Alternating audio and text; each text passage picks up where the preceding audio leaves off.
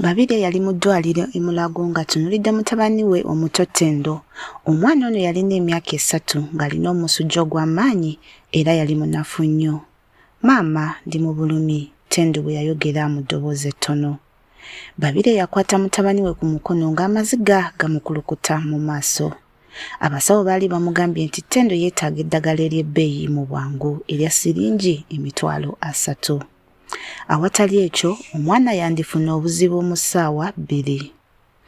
Babirye teyalina ssente, yali talina muntu yenna kuba bba yali amuleseewo nga Ttendo wa mwezi gumu. Abantu be yali alowooza nti mikwano gyabwe baali bamusuddewo. "Lwaki Katonda, lwaki onkola kino?" Babirye yeebuuza nga bw'akaaba. Yagezaako okukubira buli muntu gwe yali amanyi essimu, wabula buli muntu yalina kye yeekwasa. "Ndi mu mbeera nzibu, nina ebizibu byange, nsaba onsonyiwe, sijja kusobola." Eddakiika zaali ziyitawo mpola, wabula essaawa 1:30 yayitawo. Babirye yasalawo okufuluma afune ku mpewo. Yali yeebuuza ky'ayinza okutunda, wabula yali talina kintu kyonna. Bwe yali atambula mu kkubo ly'eddwaliro yalaba omuvubuka ng'atudde ku katebe ng'akuba amasimu. Omusajja ono yalabika ng'alina emyaka nga 35 ng'ayambadde essuuti ennungi ng'akola emirimu mingi ku ssimu ye era yalabika nga omugagga. Babirye yamuyitako nga tamulowoozezzaako, wabula mu nsawo ye yalina ekifaananyi kya kitaawe omugenzi Ssaalongo, ekifaananyi ekikadde eky'omulembe ogw'ameefuga. Ekyo kye kifaananyi kyokka Babirye kye yalina. Bwe yali ayitawo ensawo ye n'ekuba ku katebe, ekifaananyi ne kiva mu nsawo ne kigwa ku ttaka. Babirye teyategeera, yagenda mu maaso n'okutambula. "Mwannyina, mwannyina, ekifaananyi kyo kigudde," omuvubuka bwe yaleekaana. Babirye yakyuka. Omusajja yali ayimiridde ng'akutte ekifaananyi ekyo naye ng'akitunuulidde nnyo. Amaaso ge gaali gazibiridde mu katono olw'okukankana. "Ani? Ono y'ani?" omusajja bwe yamubuuza ng'afubutuka ng'ayolekera eri Babirye. Babirye yatunuulira ekifaananyi. "Ono ye taata Ssaalongo, yafa emyaka 15 egiyise." Omusajja yagwa wansi n'afukamira ng'amaaso ge gajjudde amaziga. "Ssaalongo? Ssaalongo wa Lusimbi?"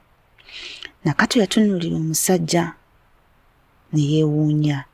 "Ye, omumanyi otya? Wali omumanyi?" Omusajja yanyeenya omutwe ng'amaziga gakulukuta. "Ssaalongo yawaayo obulamu bwe okuntaasa." Babirye yasoberwa. "Ekiki?" "Emyaka 2 egiyise nali mulenzi muto wa myaka 10. Nali mu kabi, nali nsereba mu mugga. Ssaalongo yali ayitawo ye yanzijayo. Yantaasa. Naye mu kuntaasa yaserera n'agwa wansi n'afuna obulwadde bw'omutima. Era yafiira awo wennyini." Babirye yakuba enduulu. Emboozi eno yali tagimanyi kuba kitaawe yali yafa ng'akyali muto nnyo. Okuva olwo buli lunaku ndowooza ku Ssaalongo, omusajja bwe yayongerako. "Nali mwana wa maka maavu, naye olw'okuba Ssaalongo yantaasa buli lunaku nalabanga lwa muwendo. Nasoma nnyo, nafuna omulimu omulungi era nagaggawala. Byonna byava ku musajja yawaayo obulamu bwe okuntaasa, omwana gwe yali tamanyi." Babirye yali takyasobola kwogera wabula amaziga gaali gakulukuta mu ddembe. Omusajja akwata Babirye ku mukono. "Amannya gange nze Daudi Kaggwa era leero ndi wa mukisa okusasula ebbanja lya kitaawo. Njagala okukulowoozaako nga muwala wange," Daudi bwe yamugamba. "Lwaki oli mu ddwaliro? Lwaki okaaba?" Babirye yamubuulira buli kimu ku Ttendo, omusujja, emitwalo gya siringi 3, essaawa 2, buli kimu yakimugamba. Wabula Daudi teyalinda. "Tugende kati." Mu ddakiika 10 zokka Daudi yali asasudde ssente zonna. Abasawo baawa Ttendo eddagala era omwana yatandika okutereera obulungi mu ssaawa emu. Naye Daudi teyakomaawo. "Babirye okuva kati Ttendo muzzukulu wange, nja kusasula essomero lye, obulamu bwe, buli kimu kye yeetaaga. Era ggwe buli lw'oba weetaaga ekintu kyonna nkubira essimu oli muwala wa Ssaalongo, ekyo kitegeeza nti oli muwala wange. Nga wayise emyaka 2 Ttendo yali mulamu era nga mulamu bulungi ddala. Yali asoma mu ssomero eddungi nga Daudi yasasula buli kimu. Babire yafuna omulimu omulungi. Daudi yamuyambako okutandikawo bizinesi entonotono ey'engoye. Obulamu bwa babiri bwakyukira ddala.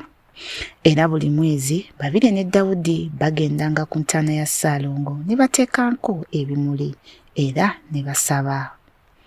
Taata weebale, Nakato bwe yagamba, wafa ng'ontaasa era wataasa n'abalala. Omutima gwo ogw'okugaba guli mu maaso ga Katonda. Daudi yateeka omukono gwe ku jjinja ly'entaana. Ssaalongo, ompeesezza ekitiibwa, gwe wantaasa era kati ntaasa bazzukulu bo. Lino ly'ebbanja lyange gy'oli era nja kulisasula obulamu bwange bwonna. Ekifaananyi ekimu kyakyusa buli kimu. Ekirabo kya taata omugenzi kyakomawo ng'omukisa. Buli kikolwa eky'ekisa ky'okola kyetaaga obudde. Ekiseera kijja kutuuka nga mukikungula. Lwaki? Kubanga omukwano tegukoma, guzuukiza mu ngeri gy'otasuubira. Leero kola ekisa, taasa omuntu, toggwamu maanyi, by'okola bijja kukuddira ng'omukisa. Ekifaananyi kya Ssaalongo kyakyusa obulamu bubiri, obulamu bw'omwana gwe yataasa n'obulamu bw'omuzzukulu gw'ataasisinkanako. Ago ge maanyi g'okwagala. Subscribe olw'emboozi ez'amagezi.